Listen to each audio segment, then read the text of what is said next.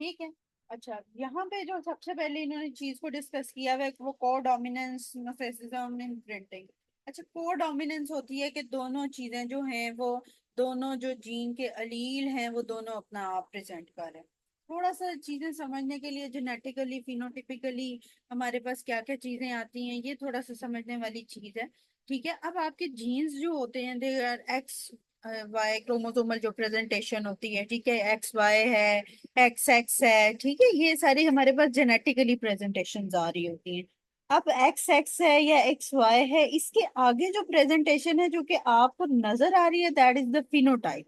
ठीक है, जैसे अगर मैं बात करूं कि 45x0 है, ठीक है, 45x0 है, तो हमें पता है कि ये टर्नर सिंड्रोम के अंदर होता है, ठीक है, 45x0। लेकिन टर्नर सिंड्रोम के सिम्टम्स आपको नजर आ रहे हैं कि नहीं, दैट इज द फिनोटाइप। ठीक है, कि फिनोटिपिकली वो कैसे प्रेजेंट कर रहा है, कि वो प्रेजेंट भी कर रहा है टर्नर की तरह या नहीं, दैट इज द फिनोटाइप। ठीक है, एक चीज तो बहुत जो इम्पोर्टेंटली चीज हमारे पास बाज़ दफा एमसीक्यूज में भी आती है कि जीनोटाइप और फिनोटाइप सेम है कि नहीं है, कि जीनोटाइप कुछ और है और फिनोटाइप कुछ और है, तो उसके अंदर डिफरेंट चीजें आ जाती हैं हमारे पास। ठीक है, एक तो ये होती है जेनेटिकली क्या चीज है और फिनोटिपिकली वो क्या चीज है। ठीक है, फिर उसके बाद जीन जो है ये हमारा, क्योंकि बेसिक फिजिकल और फंक्शनल यूनिट है हमारा हेरिडिटरी का। ठीक है, और इसके अंदर आपके पास कोडोमिनेंस भी आती है, जिसमें क्या होता है कि अगर दो जीन्स हैं, बोथ एलील्स हैं, वो दोनों अपना आप शो करें, कोडोमिनेंस। ठीक है, मिल के दोनों अपना आप शो करें। ठीक है, उसके बाद इनकम्प्लीट पेनिट्रेंस बाज दफा आ जाती है। इनकम्प्लीट पेनिट्रेंस का मतलब है कि दोनों बेशक डोमिनेंट हैं, लेकिन अपना आप कोई एक भी पूरा नहीं शो कर पा रहा। ठीक है, इनकम्प्लीट पेनिट्रेंस आएगी। दोनों अगर डोमिनेंट होंगे, अगर दोनों तरफ से, ऑपोजिट साइड से, दोनों तरफ से आपको क्या लगता है कि अगर दोनों तरफ से फोर्स इक्वल आ रही हो, तो जाहिर है किसी एक चीज, कोई एक चीज जो है वो डोमिनेंट नहीं होगी। ठीक है ना, तो उसके अंदर ये प्रॉब्लम आ जाती है, इनकम्प्लीट पेनिट्रेंस आ जाती है। ठीक है, तो ये कुछ चीजें होती हैं जो कि हमारे पास प्रेजेंट कर रही होती हैं जीन्स के अंदर। ठीक है, अब उसके साथ ही हमारे पास जो है ना, वो उसी वजह से हमारे पास कभी ऑटोसोमल डोमिनेंट डिजीज आ जाती है, ठीक है, और कभी हमारे पास ऑटोसोमल रिसेसिव आ जाती है। ठीक है, इसी वजह से कि कोडोमिनेंस है, इनकम्प्लीट पेनिट्रेंस है। ज्यादातर ये इनकम्प्लीट पेनिट्रेंस हमारे पास ऑटोसोमल डोमिनेंट में ही आ रही होती है, लेकिन वैसे इस तरह की प्रेजेंटेशन आने लग जाती हैं। ठीक है,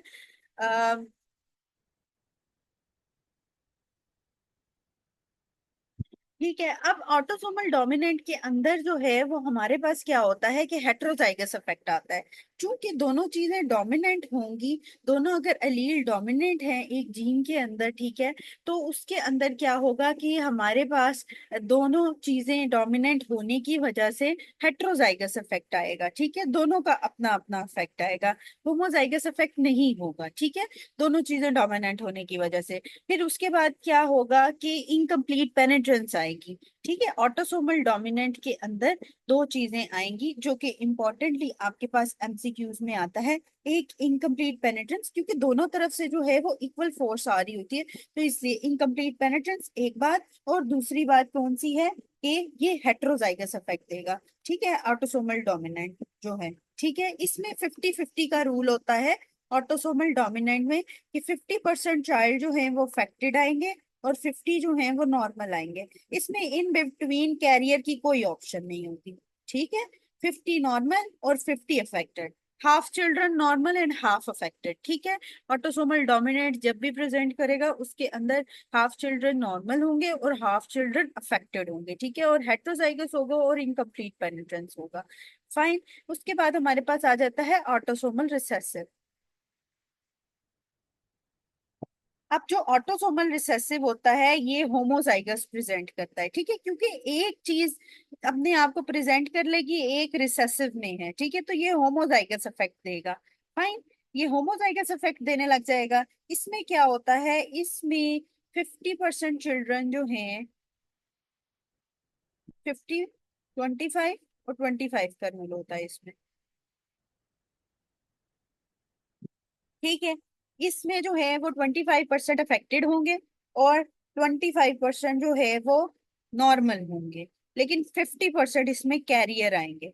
ठीक है, 25 अफेक्टेड, 25 नॉर्मल और 50% कैन से याद कर सकते हैं कि 50% कैरियर है, अफेक्टेड 25% है और 25% नॉर्मल है। ठीक है, तो ऑटोसोमल रिसेसिव में इंपॉर्टेंट चीजें ये याद करने वाली हैं एमसीक्यूज वाइज के। एक तो ये होमोजाइगस इफेक्ट देगा, दूसरा इसमें किस तरह की परसेंटेज आएगी जिसमें ये ऑटोसोमल जो है वो रिसेसिव हमारे पास प्रेजेंटेशन आ सकती है, और दूसरा कंसेंजुअस मैरिजेस जिसके अंदर कजन मैरिजेस होती हैं, ठीक है, उनमें ज्यादातर ऑटोसोमल रिसेसिव प्रेजेंट करती है और ये एमसीक्यूज आते हैं। ठीक है, ये याद रखिएगा। ठीक है, ऑटोसोमल रिसेसिव है।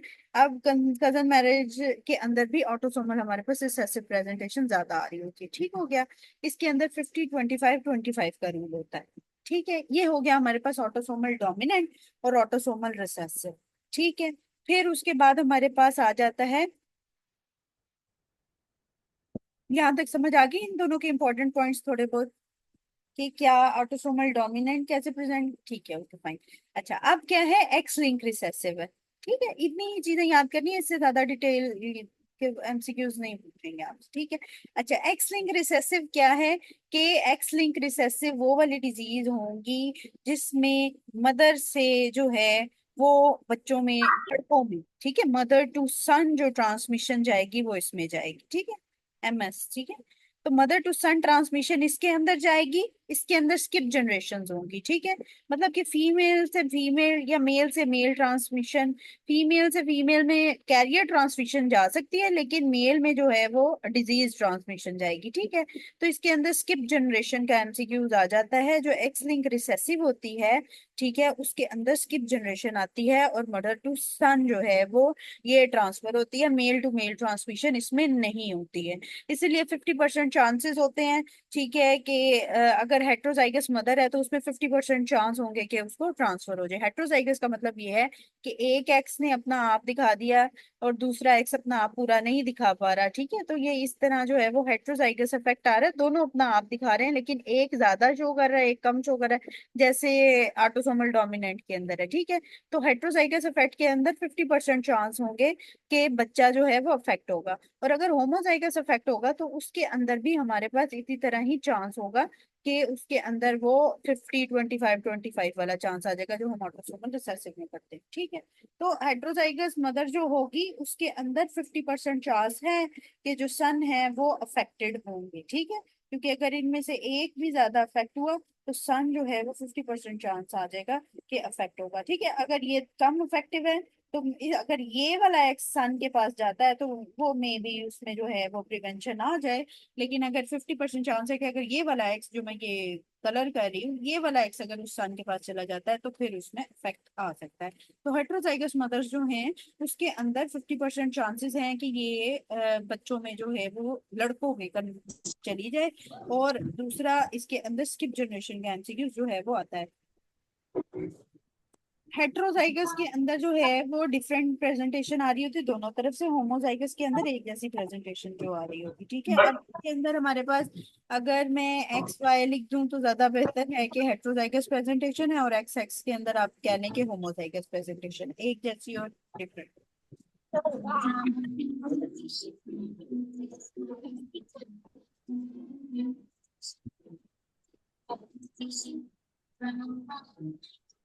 ठीक हो गया। अच्छा, माइक म्यूट कर दें प्लीज, म्यूट कर दें। अच्छा चलो, अब उसके बाद क्या है कि इसके बाद हमारे पास एक्स लिंक डोमिनेंट आता है। ये दोनों पेरेंट्स से ट्रांसमिट होता है, मदर ट्रांसमिट करती हैं 50% ऑफ डॉटर्स और सन को। ठीक है, अगर एक्स लिंक डोमिनेंट है, ये डोमिनेंटली अफेक्टेड है, तो इसने लड़कियों में भी भेजनी भेजनी है और लड़कों में भी भेजनी है डिजीज। ठीक है, अगर ये डोमिनेंट है।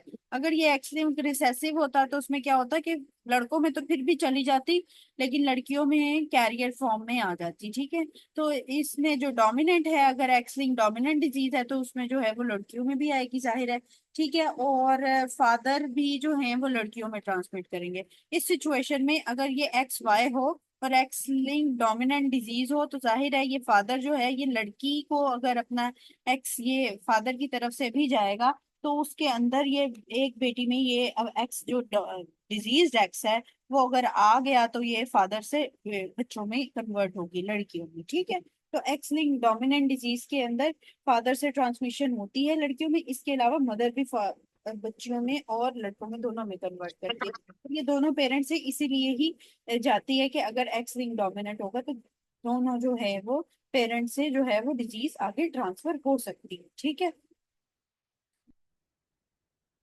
अच्छा, अब इसके अंदर हमारे पास ना एक आ जाती है माइटोकॉन्ड्रियल इनहेरिटेंस। माइटोकॉन्ड्रियल इनहेरिटेंस जो है वो M with mitochondrial M with the mother, mother to son जो है वो ट्रांसमिशन होती है, ट्रांसमिट होती है ओनली थ्रू द मदर। ठीक है, जो माइटोकॉन्ड्रियल इनहेरिटेंस है उसके अंदर जो है वो मदर टू सन जो है वो ट्रांसमिशन होती है। ठीक है, तो इसके बहुत ज्यादा MCQs, diseases with the mitochondrial inheritance तो नहीं पूछी जाएगी, हाँ लेकिन जो है वो माइटोकॉन्ड्रियल इनहेरिटेंस में मदर टू सन जो आ जाती है वो हमारे पास पूछी जाती है। ठीक हो गया। अच्छा, अब इसके अंदर ना अब हम देख लेते हैं कि ऑटोसोमल डोमिनेंट डिजीजेस कौन सी हैं और ऑटोसोमल रिसेसिव डिजीजेस कौन सी। ऑटोसोमल डोमिनेंट से शुरू करेंगे। ठीक, एक्स लिंक रिसेसिव और डोमिनेंट भी इसी में ही आती है। ठीक, एक स्टोरी है। ठीक, एक सनी डे है। ठीक है, और ये बादल निकले हुए हैं साथ में। ठीक है, मैं बादल इसी तरह ही बनाऊंगी क्योंकि मेरी मर्जी।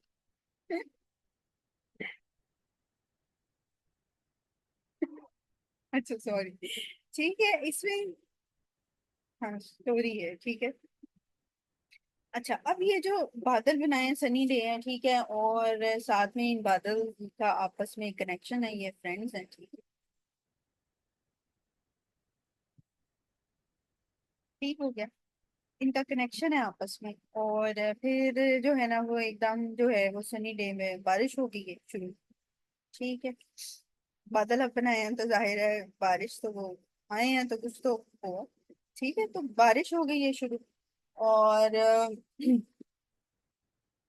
आप में से कोई भी चलो घूमने फिरने गया हुआ है। ठीक है, अब बारिश भी हो रही है, सारा कुछ हो रहा है और सनी डे भी है। ठीक है, गुड डे। ठीक है, तो आप चल रहे हैं नीचे से। ठीक है, अब आप जंगल में घूमने फिरने गए हुए हैं तो नीचे आपको हड्डियां पड़ी भी मिल रही हैं।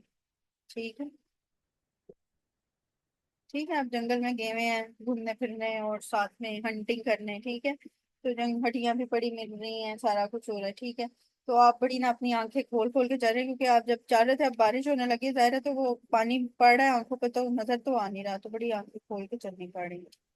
ये आपकी आंखें तो नहीं होंगी लेकिन चले। ये- तो बड़ा जो है ना वो देख के चलना पड़ा है क्योंकि आप तो जो है वो बारिश हो रही है तो उसमें वैसे ही कुछ नजर नहीं आना, तो देख के चलना पड़ा है बड़ा। ठीक है। अच्छा, आप हंट कर रहे हैं, आप गए हैं। ठीक है,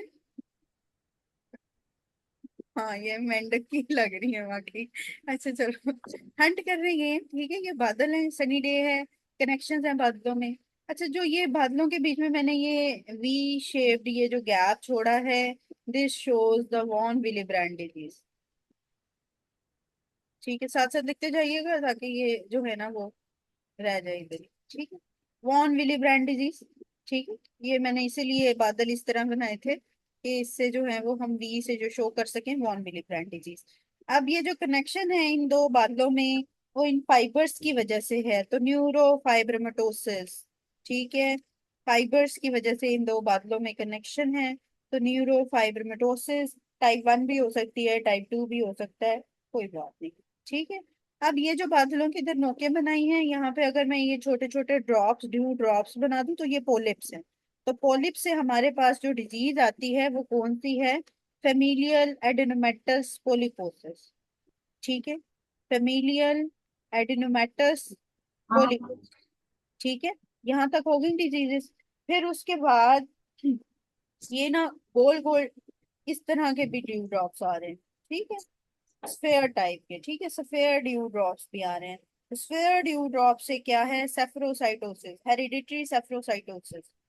ठीक है, माइक ऑफ कर दें प्लीज।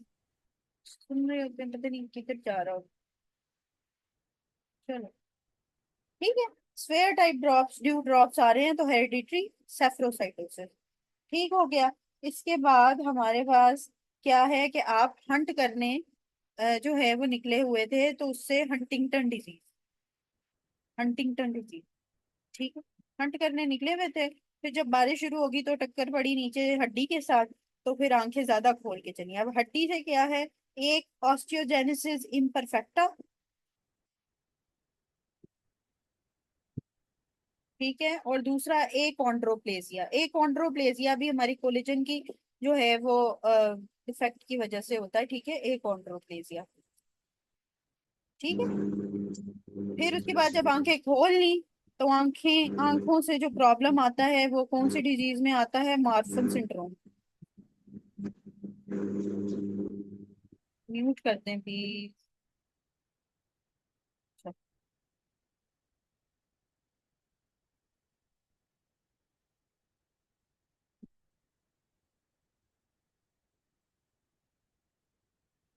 स्क्रीन नहीं शो हो रही, व्हाइट बोर्ड। Raziba, स्क्रीन को ऑफ करते हैं, दूसरे करके Raziba Hosnar रजिस्टर कर जाता है, पता नहीं क्या करें। चलें ठीक, ओके फाइन, ठीक है ठीक है, हो रही है। आप अपने लैपटॉप पे दोबारा कनेक्शन करें ना। ठीक है, तो ऑटोसोमल डोमिनेंट में क्या हुआ कि वॉन विलिब्रैंड डिजीज देख ली, न्यूरोफाइब्रोमाटोसिस देख लिया, फेमिलियल एडेनोमेटस पॉलीपोसिस देख लिया, हेरिडिटरी सेफलोसाइटोसिस देख लिया। अच्छा ये बताइए,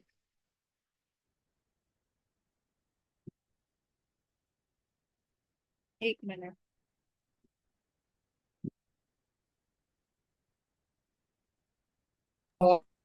फिर दोबारा हमें हाथ से बनाना पड़ेगा ये। ठीक है, हेरिडिटरी सेफलोसाइटोसिस देख लिया।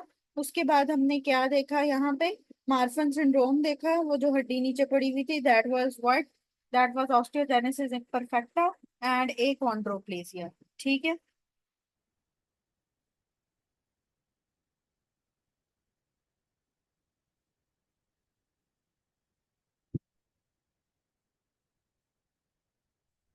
हेरिडिटरी सेफलोसाइटोसिस से पहले पड़ी।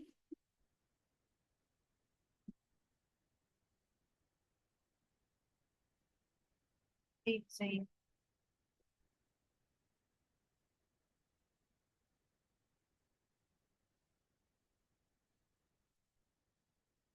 अच्छा ये आप लोगों की तरफ से ना ये ड्राइंग हो जाती है, तो मुझे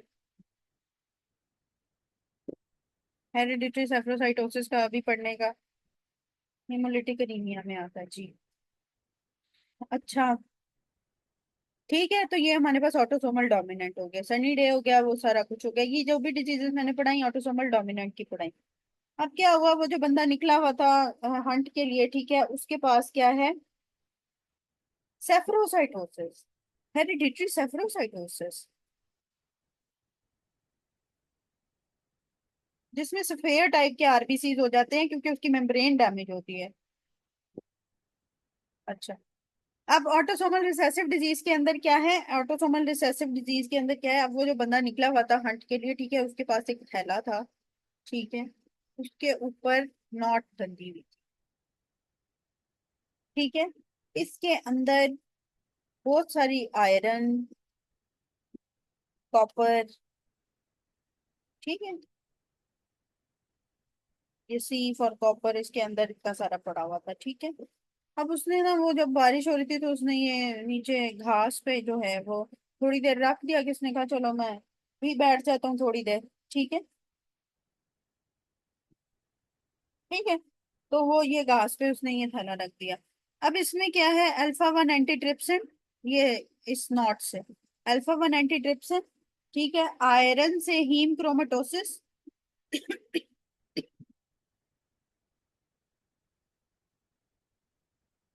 हीम क्रोमेटोसिस ठीक है, कॉपर से क्या है, विल्सन डिजीज ठीक है, और ये जो सी है ये हीमोफीलिया सी का सी है ठीक है।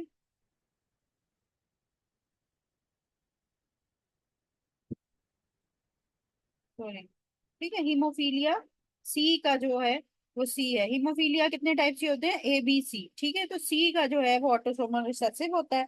इसके अलावा इस सी से जो है वो सिस्टिक फाइब्रोसिस भी है,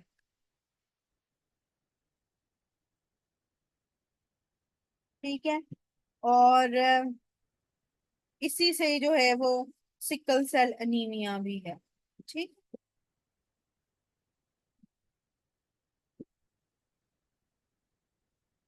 फाइन। तो ऑटोसोमल रिसेसिव के अंदर वो जो थैला आपने गार्डन के ऊपर वो रख दिया था नीचे घास के ऊपर, ठीक है, उसके अंदर क्या क्या आ जाएगा, उसमें आ जाएगा हमारे पास अल्फा वन एंटीट्रिप्सिन, ठीक है। और Wilson's disease, haemochromatosis, alpha one antitrypsin, ये आयरन से Wilson disease, sorry haemochromatosis, copper से विल्सन डिजीज, सी से haemophilia C, cystic fibrosis and sickle cell anaemia, ठीक है। और अल्फा से थैलेसीमिया भी, वो दोनों टाइप ऑफ थैलेसीमिया इसमें आ जाएंगे, ठीक है। अल्फा थैलेसीमिया तो होता ही है, दोनों थैलेसीमिया, ठीक है। ए बी जो भी थैलेसीमिया है वो भी ऑटोसोमल रिसेसिव के अंदर ही आएगा, ठीक है। ये सारी जो हैं वो हैं ऑटोसोमल रिसेसिव, ठीक है। अब कुछ चीजें होती हैं जो कि बहुत ज्यादा प्रेजेंट करती हैं। जो हीम क्रोमेटोसिस है वो मोस्ट कॉमन है ऑटोसोमल रिसेसिव में। और ऑटोसोमल डोमिनेंट में जो मोस्ट कॉमन थी वो थी वॉन विली ब्रांड डिजीज, जो मैंने सबसे पहले बनाई थी, ठीक है। वॉन विली ब्रांड डिजीज, ठीक है। तो इसमें हीम क्रोमेटोसिस सबसे ज्यादा मोस्ट कॉमन है, उसके अंदर वॉन विली ब्रांड डिजीज है, ठीक है। तो ये दोनों चीजें याद रखनी है कि सबसे मोस्ट कॉमन प्रेजेंटेशन किसकी है। सही है, यहाँ तक समझ आ गई।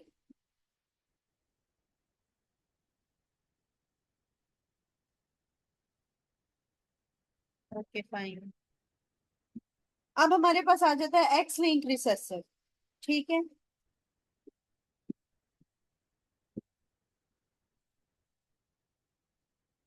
अब एक्स लिंक रिसेसिव में क्या है, अब थैला तो साइड पे रखा था, तो वो थैला रखते रखते जो है ना वो क्या हुआ कि नीचे वो गिर गया, ठीक है।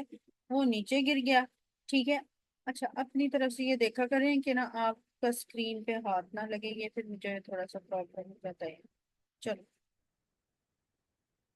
अच्छा। अब क्या हुआ कि वो बारिश हो रही थी, कीचड़ भी हो गया नीचे, ठीक है, वो फिसल गया नीचे। जब वो नीचे गिरा तो उसके ना जो है वो, अब वो ना अकेला नहीं गया हुआ था, ठीक है, वो किसी के साथ लेके गया हुआ था, ठीक है। तो हुआ ये कि जब वो नीचे गिरा तो उसकी आंखों पे भी कीचड़ लग गया, ठीक है। आंखों पे भी कीचड़ लग गया तो उसकी वजह से हो गई कलर ब्लाइंडनेस, ठीक है। कलर ब्लाइंडनेस जो है वो भी इसी में ही आ जाएगा, एक्स लिंक्ड रिसेसिव, ठीक। नीचे गिरा, आंखों पे कीचड़ लग गया, कलर ब्लाइंडनेस हो गई। अब वहां पे जाहिर है वो जंगल में गया हुआ था, तो उसके जो है वो उसने हंट करने थे किसी चीज को। अब जिसको हंट करना था, ठीक है, वो ऐसे ही एक जना मुर्गी टाइप चीज है, ठीक है। मुर्गी समझ रहे हैं, जो भी समझ रहे हैं, ठीक।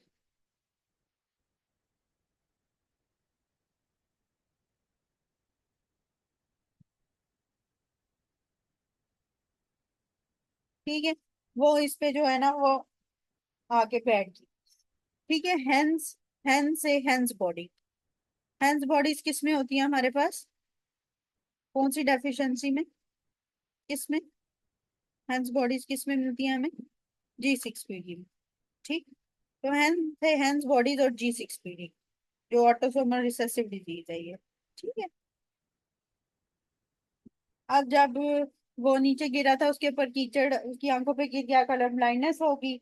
ये हैंस, हैंस ऊपर उसके आगे बैठ गया, अब उसको वो जो है वो उसने नोचना शुरू कर दिया। तो अब क्या हुआ कि जो उसके साथ वाले आए थे, वो जो उसके साथ आई थी वो भाग गई, ठीक है। तो शी मूव फीलिया, ठीक है, शी मूव फीलिया से याद रखें क्या, haemophilia A and B X linked recessive में आ जाएगा, ठीक है। वो अब जाहिर है उसको उसने काटना शुरू कर दिया। तो अब वो जो हैन थी उसने उसको जो है वो, जब वो धुंज अपनी मारनी शुरू कर दी, भीख अपनी मारनी शुरू कर दी, जैसे हम कहते हैं पंजाबी में भी वगैरह कह लेते हैं। अच्छा, तो अब उसमें क्या हुआ कि अब उससे उठा भी नहीं जा रहा। तो जब उठा नहीं जा रहा तो क्या है, मस्कुलर डिस्ट्रॉफी, दुशेन मस्कुलर डिस्ट्रॉफी, ठीक है। क्या हुआ, वो गिर गया नीचे, उसकी आंखों पे कीचड़ लगा, कलर ब्लाइंडनेस होगी।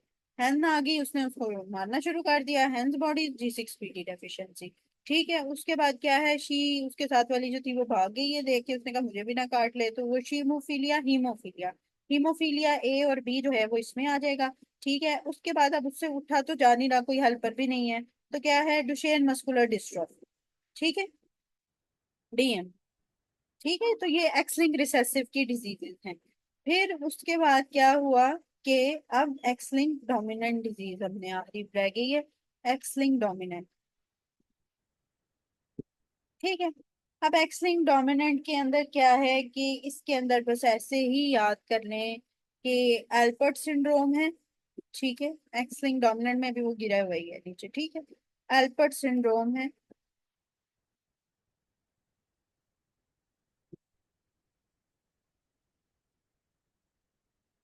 ठीक है, ये अब जाहिर है वो नीचे गिरा हुआ था, उसके ऊपर कोई चीज डोमिनेंट आ रही है। ठीक है, एल्पर्ट सिंड्रोम है, विटामिन डी रेजिस्टेंस, उससे उठा तो जा नहीं रहा था, उसके अंदर विटामिन डी रेजिस्टेंस रिकेट्सिया हो गया, और ये बड़ी फ्रेजाइल कंडीशन होगी, तो फ्रेजाइल एक्स सिंड्रोम। ठीक है,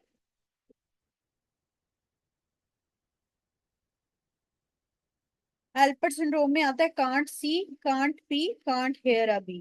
ठीक है, आंखों का भी मसला आ जाता है, यूरिनरी प्रॉब्लम आ जाती है। ठीक है, और सुनने का भी मसला आता है, सेंसोरियल हियरिंग लॉस आता है। ठीक है, तो can't see, can't P, can't hear अभी। अब वो नीचे गिरा हुआ, ज़ाहिर है वो उसकी आंखों पे कीचड़ लग गया था, वो देख भी नहीं पा रहा था। ठीक है, अब वो उठ के जा भी नहीं सकता, can't P and can't hear अभी, अब उसको कुछ सुनाई नहीं दे रहा। ठीक है, बड़ी फ्रेजाइल कंडीशन हो गई है, फ्रेजाइल एक्स सिंड्रोम। और उसको विटामिन डी रेजिस्टेंट रिकेट्सिया भी है, जिसकी वजह से अब तो वो उठ भी नहीं पा रहा बिल्कुल। ठीक है, समझ आ गई है।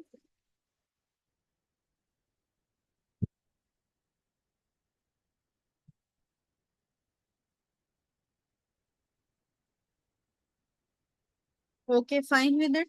ठीक है, डिजीजेस समझ आ गई हैं, autosomal dominant, autosomal recessive, x linked recessive and x linked dominant.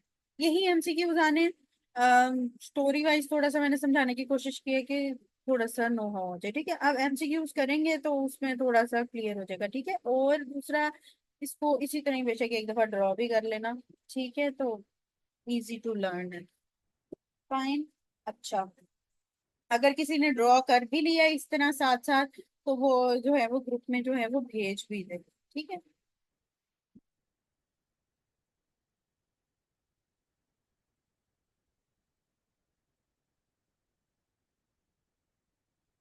चलो। अच्छा, अब क्या है हमारे पास, डिफरेंट डिजीजेज हैं लाइक, आज कर सकते हैं आप, कोई ऐसा इशू नहीं है, थ्योरी सेम है।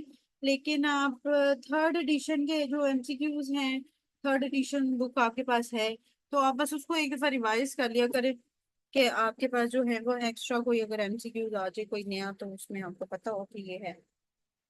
नहीं, बुक बेशक ना खरीदें, लेकिन थर्ड एडिशन पीडीएफ में अपने पास रखें, उसको रिवाइज करें उससे वहां से।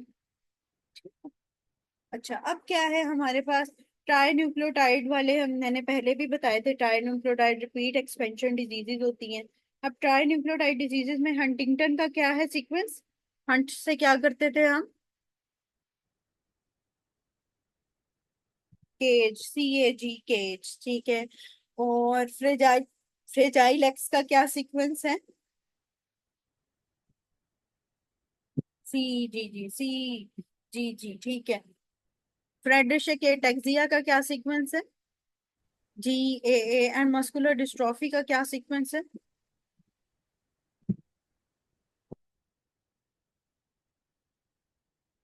मस्कुलर डिस्ट्रॉफी का क्या सीक्वेंस है, वो यहाँ नहीं लिखा हुआ डबल ए में, तो अगर ना आए तो फिर गलत बात है। जी,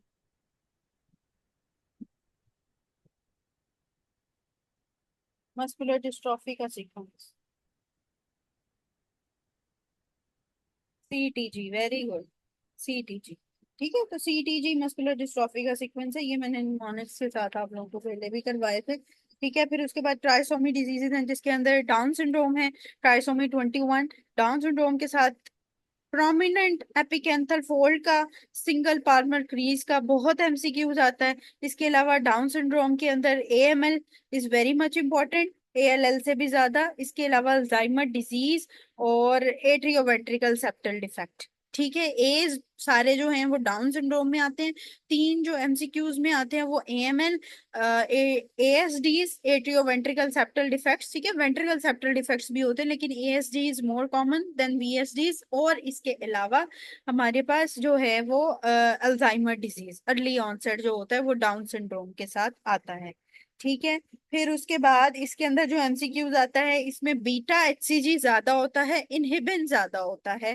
ठीक है। हम एक टेस्ट करते हैं, इसको कहते हैं हम बाज दफा ट्रिपल असेसमेंट और क्वाड्रिपल असेसमेंट। ठीक है। तो उसके अंदर जो प्रेगनेंसी के दौरान आपने चेक करना है कि rather patient is in down syndrome या कोई और प्रॉब्लम है, तो उसके अंदर हम ये बीटा एचसीजी इनहिबिन चेक करते हैं। इसके अलावा ईस्ट्रायोल्स वगैरह चेक करते हैं। ठीक है।